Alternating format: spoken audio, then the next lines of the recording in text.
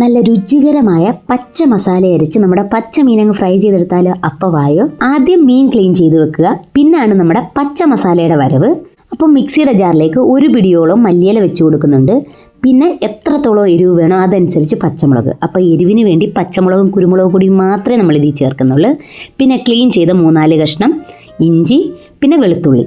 ഇതിലേക്ക് ആവശ്യത്തിനുള്ള ഉപ്പ്, കുറച്ച് മഞ്ഞൾപ്പൊടി, 1/2 സ്പൂൺ ഗരം മസാല, 1/4 സ്പൂൺ കുരുമുളക് പൊടി അല്ലെങ്കിൽ നമ്മുടെ കുരുമുളക്, പിന്നെ കുറച്ച് വിനെഗർ അല്ലെങ്കിൽ നാരങ്ങാനീര്, കുറച്ച് വെള്ളവും കൂടെ ചേർത്തിട്ട് നമുക്കിത് ഇതുപോലെ തിക്കായിട്ട് ഒന്ന് അരച്ചെടുക്കാം. അരച്ചെടുത്ത് കഴിഞ്ഞാൽ മീൻ്റെ മുകളിലേക്ക് നമുക്ക് നന്നായിട്ട് തേച്ച് പിടിപ്പിക്കാം. ഞാനൊരു ഓവർനൈറ്റ് വെച്ചു കേട്ടോ, നമുക്ക് പിറ്റേ ദിവസം ഫ്രൈ ചെയ്തെടുക്കാൻ. അപ്പം ഞാൻ ഓർത്ത് വൈകുന്നേരം നമുക്ക് മസാല പുരട്ടി ഫ്രിഡ്ജിൽ വെക്കുകയാണെങ്കിൽ നല്ല എരിവും പുളിയും ഒക്കെ അതേ പിടിച്ചിരിക്കുമല്ലോ. എന്നിട്ട് നമ്മൾ പിറ്റേ ദിവസം ഒരു പാൻ വെച്ച് കൊടുത്ത് അതിലേക്ക് എണ്ണ ഒഴിച്ച് അത് ചൂടായതിന് ശേഷം അതിലേക്ക് നമ്മളുടെ മീൻ വെച്ച് കൊടുക്കുന്നുണ്ട്. എന്നിട്ട് ഒരു സൈഡ് ഫ്രൈ ആയതിന് ശേഷം നമുക്ക് തിരിച്ചിട്ട് കൊടുക്കാം. പിന്നെ അതിൻ്റെ മുകളിലേക്ക് ഞാൻ കുറച്ച് കറിവേപ്പിലയും കൂടെ ഒന്ന് വിതറി കൊടുത്തിട്ടുണ്ട് കേട്ടോ. പിന്നെ ഗ്രീൻ മസാല തേച്ച് നമ്മൾ ഫ്രൈ ചെയ്യുമ്പോഴേ ആ മസാല തേച്ച് വെച്ചിരിക്കുന്ന ടൈമിൽ കാണാൻ നല്ല ഭംഗിയായിരിക്കും.